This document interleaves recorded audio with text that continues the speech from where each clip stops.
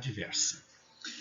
Bom, então nós vimos que nós temos três tipos, né, de fármacos em termos de solubilidade. Fármacos benzodiazepínicos. E isso influencia de uma certa maneira na forma como eles atuam e nas respostas que eles podem ter. Então, no caso do diazepam, que é o mais lipofílico de todos, o que nós temos? Temos uma absorção bem rápida, no qual o início de ação é bem rápido. Isso faz com que ele seja indicado principalmente para casos de ansiedade generalizada, aquela que a pessoa está praticamente e constantemente em estado de ansiedade. E ela não pode esperar uma resposta demorada, né? E necessita então que a resposta seja o mais rápido possível. E isso é obtido com fármacos lipofílicos que passam facilmente pelas células do intestino, né, no processo de absorção, e cheguem também facilmente ao sistema nervoso central, passando pela barreira hematocefálica. Uma característica dele que precisa ser metabolizado, isso traz uma vantagem. A vantagem de possuir um tempo de meia-vida maior, porque vai formar os seus metabólitos ativos. A desvantagem é que qualquer situação que afete o fígado pode fazer com que, né, esse fármaco possa se bioacumular ou ser suscetível também a interações medicamentosas. Então, o fato de ter um metabólito ativo, como já foi mencionado, né, é uma vantagem nesse sentido, mas também se ele bioacumular por interação medicamentosa ou por problemas hepáticos, isso se torna uma desvantagem. Então, o tempo longo de ação seria uma vantagem, né, que tem a ver com a própria questão, né, da lipofilia dele, e o medicamento deve ser usado com cautela em idosos, porque geralmente os idosos apresentam algum grau de debilidade, primeiro no fígado, onde você pode ter bioacumulação, e também uma debilidade na questão do movimento muscular.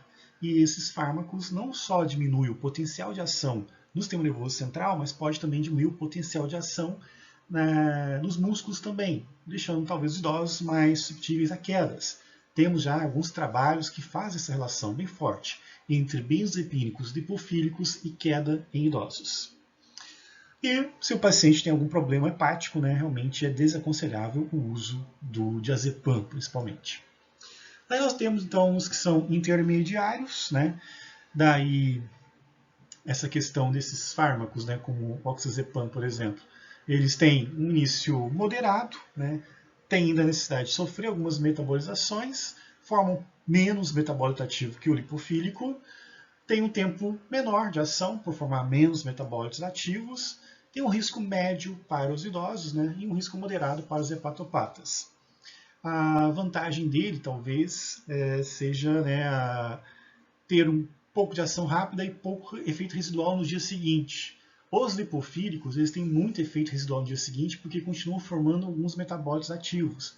Então a pessoa usa para insônia e pode ser que no dia seguinte ainda fique sonolento, né, no primeiro período do dia, né, na fase da manhã. E considerando a questão da insônia, a gente viu que nós temos três tipos de insônia, né? A lipofílica, o diazepam, que é um fármaco lipofílico, ele é mais indicado para a insônia inicial, porque ela tem que ter um efeito rápido, né? Só que tem a questão do efeito residual no dia seguinte. Alguns pacientes se dão bem com os intermediários, né, como o oxazepam, do qual você tem, né, um início não tão rápido, mas tem a vantagem de não ter efeito residual no dia seguinte, pela questão de ter menor número de metabólitos ativos. E, por fim, né, os hidrofílicos, como o lorazepam. Então, ele demora a fazer efeito, né, não é efeito rápido, porque, por ser hidrofílico, a absorção nas membranas, né, das células intestinais é mais lenta, a passagem pela barreira hematocefálica é mais lenta, então não seria indicado com uma ansiedade mais grave, mas sim com uma ansiedade mais moderada. Também não seria indicado, né, para a insônia inicial, ele é mais indicado para a insônia terminal, quando você acorda de madrugada. Então, se você tem facilidade para dormir, você, antes de dormir, usa. Ele não vai fazer efeito, mas naquele momento que você despertaria na madrugada, ele já está fazendo efeito. E como ele não tem metabólito, ele não permite, né, que você tenha efeito residual no dia seguinte. Então, as pessoas relatam, né, que tem uma melhor aceitação de uso por causa desse motivo, né? Então, não tem metabólito ativo. O tempo de ação é mais curto, né? Então, uma ansiedade generalizada que é o dia inteiro, tomar talvez 3 vezes ao dia e ter que esperar efeito, não é interessante. Menor risco para os idosos, né? Em termos de ter menor chance de bioacumulação, e indicado também para os hepatopatas. E também indicado para quem tem polifarmácia, usa vários medicamentos, porque a chance de interação medicamentosa, né, do lorazepam é menor em função do fato de ele ser mais hidrofílico.